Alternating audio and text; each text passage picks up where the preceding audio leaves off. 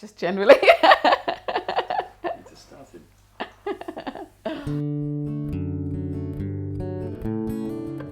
I'm sitting here and I'm looking at you and I'm thinking it's about love, actually. Yeah, that probably is not something you want to say, but it's kind of about love.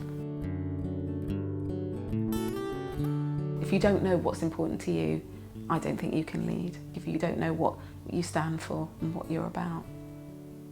We trust what we see, we know what we see, and it's something you can't see. It's not on paper, you know, it's not in your strategic objectives for the long term. It's often not written down. And if it's not written down and it's not measured, then we often forget it. It slips away. We can all read books, but the search for knowing what kind of leader you want to be, I don't think is in them. You know, it's not in the books, it's inside you. And that's the interesting work, to recognise what sort of leader you want to be and how you want to lead. You may want to grow your organisation, you may want to hit targets or grow your staff.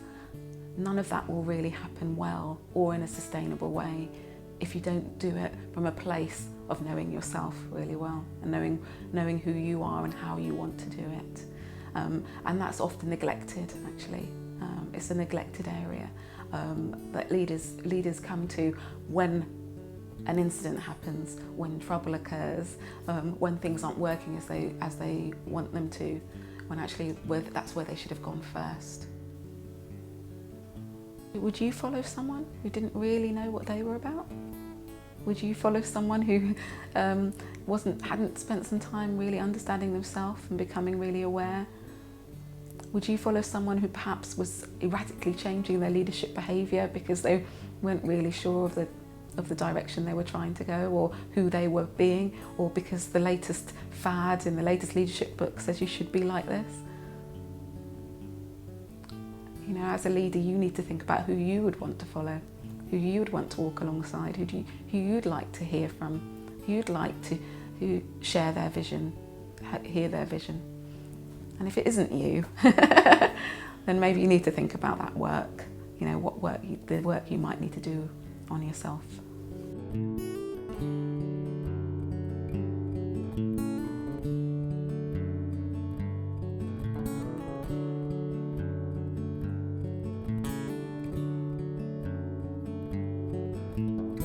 Cultures and organisations can create places where you can't make mistakes, you can't take risks, you definitely can't be yourself.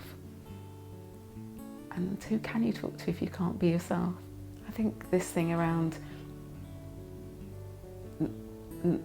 people deciding that they can't be who they want to be, or or being how they should be, or doing what's acceptable or what's expected.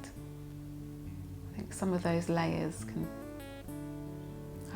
start to be peeled off, but it's actually not peeled off, it's seared right through, actually, in the coaching relationship.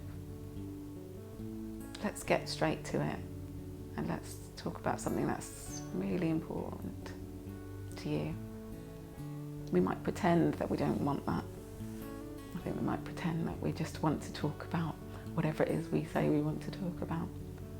But actually there's something much more interesting and much more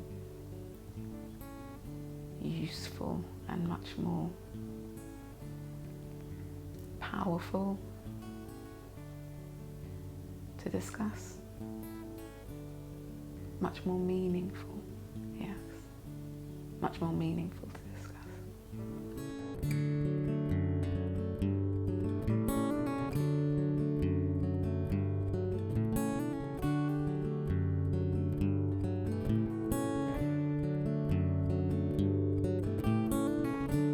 Connection is most definitely what we're looking for, and I think that's why these conversations, you know, these one-to-one conversations are hugely important. People are on their own. I think you know, people talk about the higher up you go in an organisation, the more lonely it is. But actually, it doesn't matter. Yes, you can be at the top and be really lonely, and I believe that's true, but I think at any level you can be on your own. For me, it's it's a huge privilege and absolutely humbling. And there's better words I can use than that, I know, but it's just, I think this is why I love it, and I suppose part of it is about my search for connection. Otherwise I wouldn't be doing it.